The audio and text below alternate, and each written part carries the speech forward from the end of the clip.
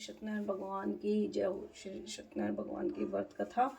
एक समय नेमिस्थान तीर्थ शोकाती 88,000 ऋषियों ने श्री सूत जी से पूछा है, प्रभु इस कलयुग में वेद विद्या रहित मनुष्य प्रभु भक्ति किस प्रकार मिलेगी तथा उसका उद्धार कैसे होगा। यह मुनि श्रेष्ठ कोई ऐसा तप करिए जिसमें थोड़ा समय में पुण्य प्राप्त हो तथा मनवांछित फल मिले। यह कथा सुनने की हमारी प्रबल इच्छा है। मनवांछित फल मिले, यह वह कथा सुनने की हमारी प्रबल इच्छा है। सर्वशास्त्र ज्ञाता श्री सूत जी बोले है, वैष्णवी में पूजन आप सबने प्राणियों के हित की बात पूछी है। अब मैं आपको श्रेष्ठ व्रत और आप लोगों से कहूंगा, जिस व्रत को नारद जी श्री लक्ष्मी नारायण भगवान से पूछा था और श्री लक्ष्मीपति ने मुनि श्रेष्ठ नारद जी से कहा था। यह कथा ध्यान से सुने। एक समय योगी राज नारद जी दूसरों के हित की इच्छा से अनेक लोकों में घूमते हुए मृत्यु लोक में आ पहुंचे। यह अनेक योनियों में जन्मे हुए प्राय सभी मनुष्य को अपने कर्मों द्वारा अपनों दुखों से पीड़ित देखकर विचार करने लगे कि किस यत्न के करने से निश्चित ही मानवों को दुखों का नाश हो सकता होगा। ऐसा मन में सोचकर भगवान नारद जी विष्णु लोक में गए। वहां श्वेत वर्ण और 4 भुजाओं वाले देव के ईश नारायण का, जिसके हाथों में शंख चक्र गदा और प्रथम थे तथा वरमाला पहने हुए थे, देखकर सूत जी कहने लगे कि हे भगवान, आप अत्यंत शक्ति में सम्मान है। मन तथा वाणी से भी आपको नहीं पा सकते। आपका आदि मध्यम अंत नहीं है। निर्गुण स्वरूप सृष्टि के कारण भक्तों के दुखों का नष्ट करने वाले हो। आपको मेरा नमस्कार है। नारद जी इस प्रकार की स्तुति सुनकर विष्णु भगवान बोले, है मुनि श्रेष्ठ, आपके मन में क्या है? आपका किस प्रकार से के लिए आगमन हुआ है? निसंकोच कहो। तब नारद जी मुनि बोले, मृत्युलोक में सब मनुष्य जो अनेक योनियों में पैदा हुए हैं, अपने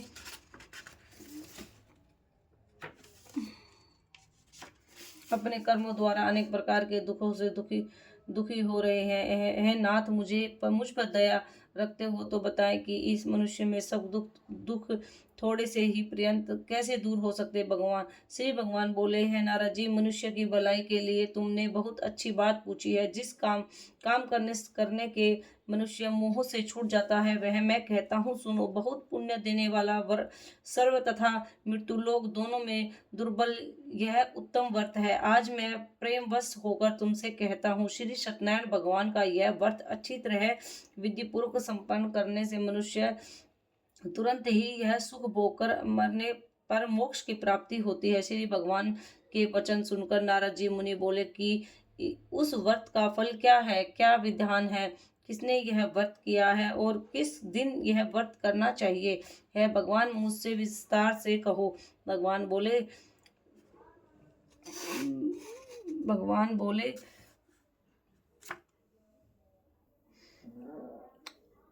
दुख शोक आदि को दूर करने वाला यह व्रत सब स्थानों पर विजय करने वाला है। भक्ति और श्रद्धा के साथ किसी भी दिन मनुष्य श्री सत्यनारायण भगवान की शाम के समय ब्राह्मणों को बंधुओं के साथ धर्म प्राय होकर पूजा करे। भक्ति भाव से नैवेद्य, केले का फल, घी, दूध, गेहूं का चूर्ण, सवाया लेवे, गेहूं के प्रभाव से साठी का चूर्ण, शक्कर अथवा गुड़ ले तथा भक्ति भाव से भगवान को समर्पण करे।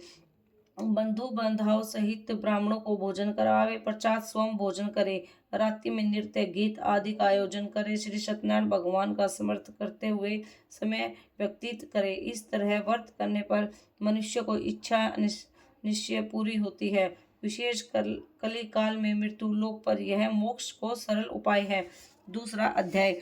श्री सूत जी बोले हैं, ऋषियों, जिसने पहले इस व्रत को किया है उसका इतिहास कहता हूँ, ध्यान से सुनो। सुंदर काशीपुरी नगर में एक अत्यंत निर्बल ब्राह्मण रहता था। वह भूख और प्यास से बेचैन हुआ पृथ्वी पर घूमता था। ब्राह्मणों ने प्रेम करने वाले श्री भगवान से ब्राह्मण से दुखी होकर बूढ़े ब्राह्मण का रूप धारण कर उसके पास जाकर आदर के साथ पूछा, है विप्री, तुम नित्य ही दुखी होकर पृथ्वी पर क्यों घूमते हो?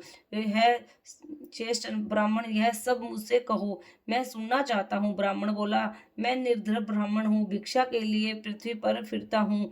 हे भगवान, यदि आप इससे छुटकारा का उपाय जानते हो तो कृपया करके कहो। वृद्धि ब्राह्मण बोला कि श्री सत्यनारायण भगवान मनवांछित फल देने वाले हैं, इसलिए मैं ब्राह्मण तो उसका पूजन कर, जिसने के करने से मनुष्य सब दुखों से मुक्त होता है। ब्राह्मण को व्रत का सारा विधान बतलाया कर बूढ़े ब्राह्मण का रूप धारण करने वाले श्री सत्यनारायण भगवान अंतर्ध्यान हो गए। जिस व्रत को वृद्ध ब्राह्मण ने बतलाया है उसको करूंगा, यह निश्चय करने पर उस वृद्ध ब्राह्मण को रात में नींद नहीं आई और वह सवेरे उठकर श्री सत्यनारायण भगवान का व्रत निश्चय कर भिक्षा के लिए चल दिया। उस दिन उसको भिक्षा में बहुत धन मिला, जिसके बंदी बांधुओं के साथ उसने श्री सत्यनारायण भगवान का व्रत किया, जिसके करने से वह विपरीत सब दुखों को छूटकर अनेक प्रकार की संपत्तियों से युक्त हुआ।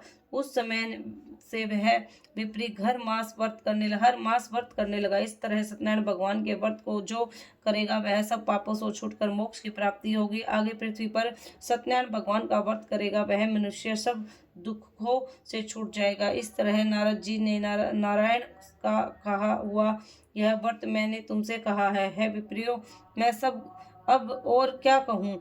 ऋषि बोले हैं, मुनीश्वर, संसार में इस विप्र के सुनकर किन किन ने इस व्रत को किया है हम सब सुनना चाहते हैं, इसके लिए हमारे मन में श्रद्धा है। सूर्य जी बोले हैं, मुनियों, जिस जिसने इस व्रत को किया है वह सब सुनो। एक समय में वृद्ध ब्राह्मण धन और ऐश्वर्य के अनुसार बंदी बांधुओं के साथ व्रत करने की तैयारी हुई और उसी समय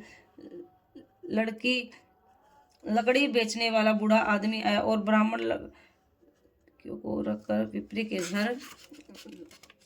के मकान में गया। प्यास से दुखी लकड़हारा उसको व्रत करते देखकर विप्र के नमस्कार कर कहने लगा कि आप यह किसका पूजन कर रहे हैं और इस व्रत के करने से क्या फल मिलता है, कृपया करके मुझे कहो। ब्राह्मण ने कहा, सब मनोकामना को पूरा करने वाला यह श्री सत्यनारायण भगवान का व्रत है। इनकी ही कृपा से मेरे यह धन्य धान्य आदि वृद्धि हुई है। विप्र इस व्रत के बारे में जानकर लकड़हारा बहुत प्रसन्न हुआ। भगवान के चरण अमृत ले और भोजन करने के बाद अपने घर को गया। लकड़हारे ने अपने मन में इस प्रकार का संकल्प किया कि आज ग्राम में लकड़ी बेचने से जो धन मिलेगा उसी से मैं सत्यनारायण देव के उत्तम व्रत करूंगा। यह मन में विचार कर वह बूढ़ा आदमी लकड़ियां अपने सिर पर रखकर जिस नगर में धनवान लोग रहते थे वह ऐसे सुंदर नगर में गया। उस रोज वहां पर उसे एक लकड़ियों का दाम पहले से और चौगुना मिला।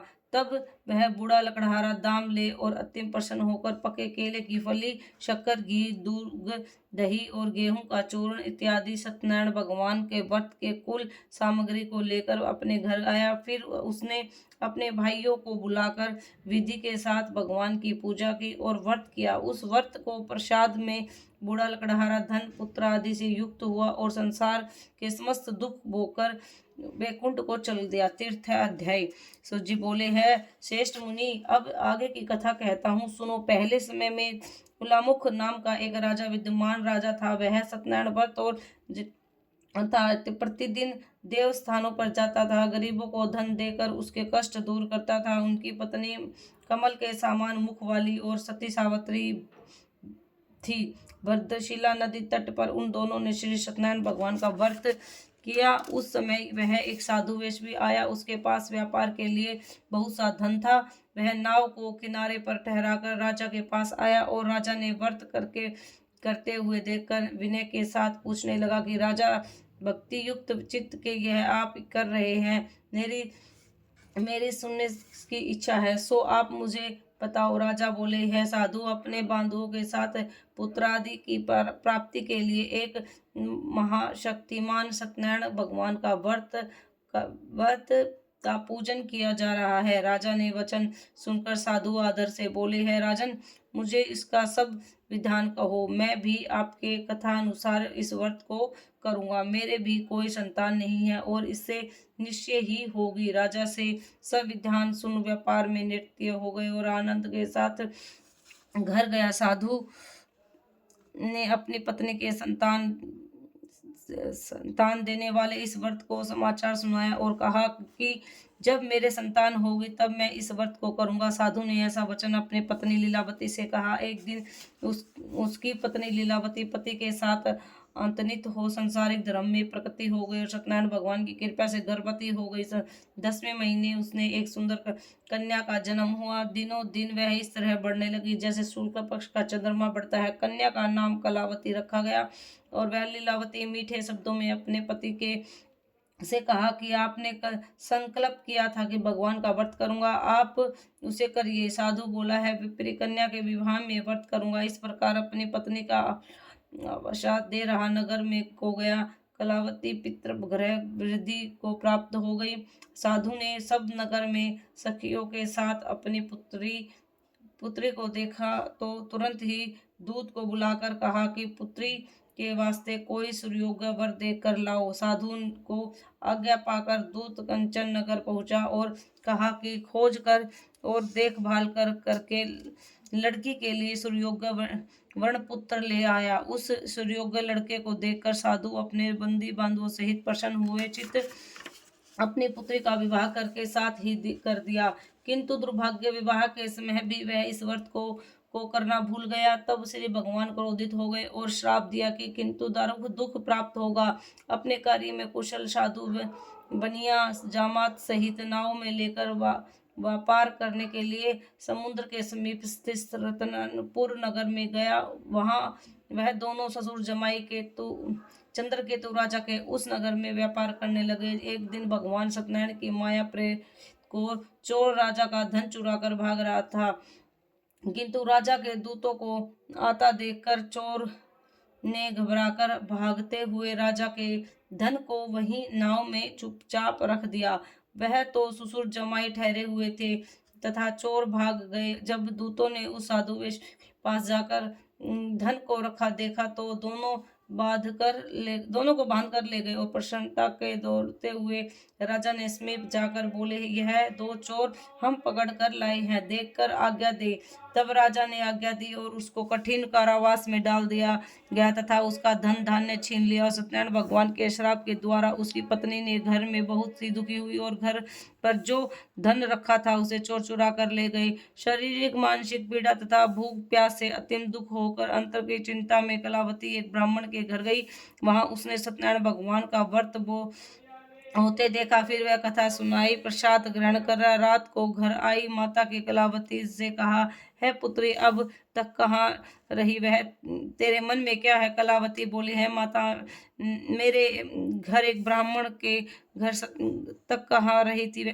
ब्राह्मण के घर सत्यनारायण भगवान का व्रत देखा। कन्या वह व्रत सुनकर लीलावती भगवान के पूजन की तैयारी करने लगी और लीलावती ने परिवार और बंदी बांधवों सहित सत्यनारायण भगवान की पूजा की और वर मांगा कि मेरे पति और दामाद सिद्ध ही आ जावे। साथ ही प्रार्थना की कि हम सब उसका अपराध क्षमा करो। सत्यनारायण भगवान ने इस व्रत से संतुष्ट हो गए और राजा केतु के स्वप्न में दर्शन देकर कहा कि राजा, दोनों को वैश्वी प्राप्त ही छोड़ दो और उसका धन धान्य भी तुम्हारा ग्रहण कर दे, नहीं तो मैं तेरा धन राज्य पुत्र आदि नष्ट कर दूंगा। राजा ने ऐसा वचन सुनकर भगवान से अंतर ध्यान हो गए। प्रातः काल राजा चंद्रकेतु ने सभा में अपने स्वप्न सुनाया और दोनों वर्णी पुत्रों के कैद में मुक्त कर सभा में बुलाया। दोनों का आते ही राजा को नमस्कार किया।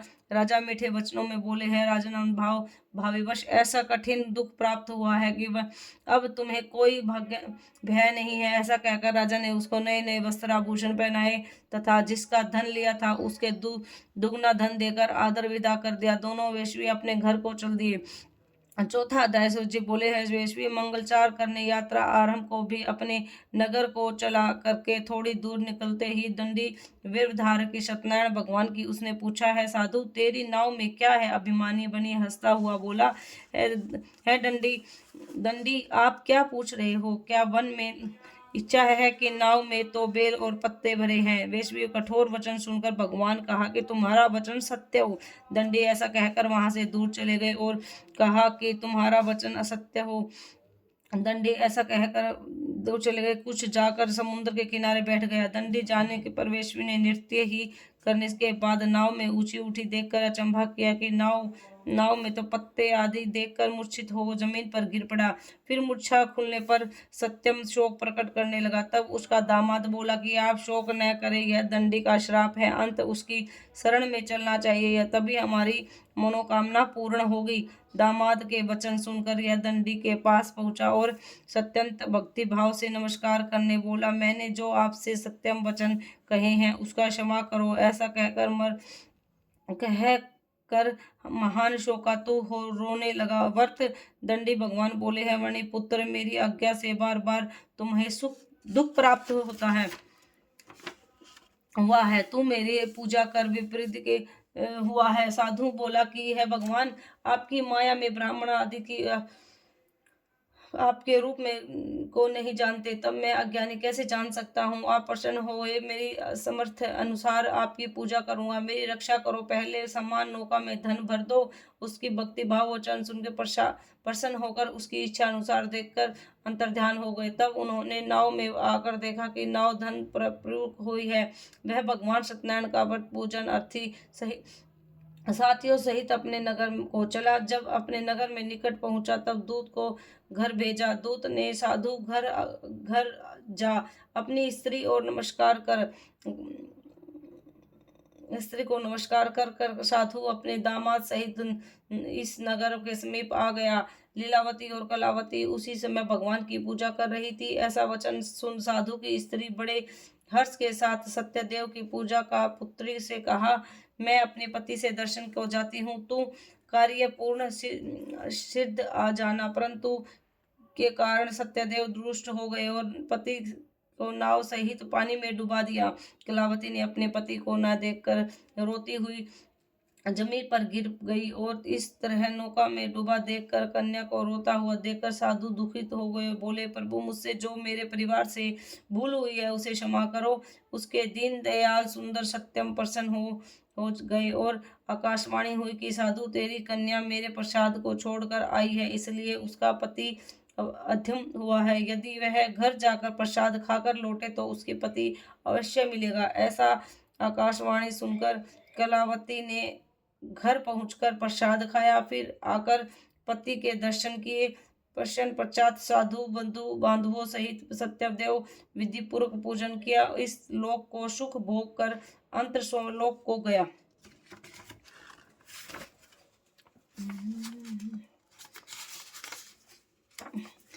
पांचवा अध्याय। सूत जी बोले हैं, ऋषियों, मैं और मेरी कथा कहता हूँ, सुनो। प्रजा पालन में लीन तुलधव नाम का एक राजा था। उसके भी भगवान ने प्रसाद त्याग कर बहुत ही दुख पाया। एक समय वन में जाकर वन पशुओं को मारकर बड़ के वृक्ष के नीचे आया। वह उसने ग्वालों को भक्ति भाव से बांधवों सहित श्री सत्यनारायण भगवान की पूजा करते देखा। राजा देखकर वह अभिमान वश वहां नहीं गया और न नमस्कार किया। जब ग्वालों ने भगवान का प्रसाद सामने रखा तो प्रसाद त्याग कर अपनी नगरी को चला गया। वहां उसने अपना सब कुछ नष्ट पाया और वह जान गया कि यह सब भगवान है। तब वहां विश्वास कर ग्वालों के समीप आया और विधि पूर्वक पूजा कर प्रसाद खाया तो सत्यनारायण देव ने कृपा कर सब कुछ पहले जैसा ही हो गया। गाय फिर दिन काल सुख भोग कर मरने पर स्वर्गलोक को गया और मनुष्य इस प्रकार दुर्बल व्रत करेगा, वह व्रत कृपा करके उसे धन धान्य प्राप्ति होगी। निर्धन धनी और बंदी बंधन से मुक्त होकर निर्बल हो जाता है। संतानहीनों को संतान प्राप्त होती है। सब कुछ मनोकाम पूर्ण होकर अंत में वैकुंठ धाम को जाते हैं। जिन्होंने पहले इस व्रत को किया है अब उसके दूसरे जन्म की कथा कहता हूँ। वृद्ध संतान ब्राह्मण के सुदामा का जन्म लेकर मोक्ष को पाया। उलामुख नाम का राजा दशरथ होकर वैकुंठ को प्राप्त हुआ। साधु नाम का वेश्वी मोरधव बनकर अपने पुत्र को आरे से चीर कर मोक्ष की प्राप्ति की। महाराजा तुलधव ने स्वयंभुर मनु हुए भगवान की भक्ति भाव से कर्म को मोक्ष की प्राप्ति हुई। यह श्री मेरे तीन लोक के दाता परमात्मा विष्णु भगवान संपूर्ण कथा